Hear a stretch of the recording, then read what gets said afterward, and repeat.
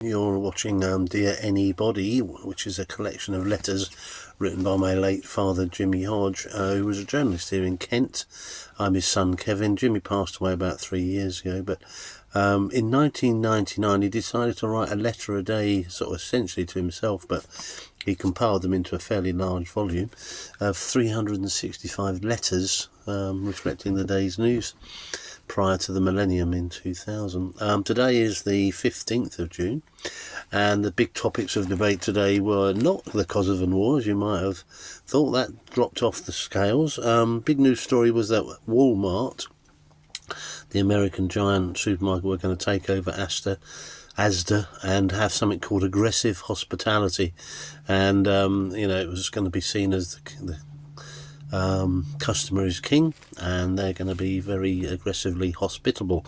Dad was sort of saying, well, come on, customer, here's some oranges, we bought them especially for you, you will buy them. But I wonder if that ever happened. Did Walmart actually take over Asda? I think they possibly did somewhere along the line, but please let me know if I'm wrong.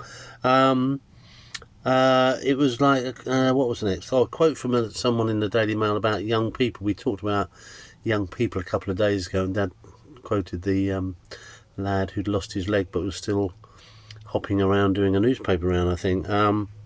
So, do we expect too much from our children? And the author refers to many of today's role models of being empty pieces of Eurotrash, blown in and out by the wind of fashion, written about, photographed, famous for doing absolutely nothing, yet having it all so true. And I think probably 26 years later, there's still some truth to that. That the King's New Year's Honours List was out today, and although I think there are some worthy recipients, you do worry about the celebrities that sort of get them, or very young people who've only sort of done one thing in sport and suddenly they're an MBE, and they just, they're only 21 or 19, and you think, well, hang on, they haven't been old enough to do much, surely. But there you go.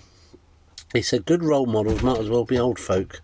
The Labour government, God bless them, were trying to make sure that employees would not discriminate against older folks who wanted to work, and I think that's probably something that did actually come to pass, and I can testify that I was taken on at sort of 67, I suppose I was, by my local retail store, and I think I acquitted myself fairly well. And good on them that they didn't mind, getting an older guy. And so that was quite a thing then, I think, getting older people. I think once you got to retirement age, you were definitely on the shelf, so to speak.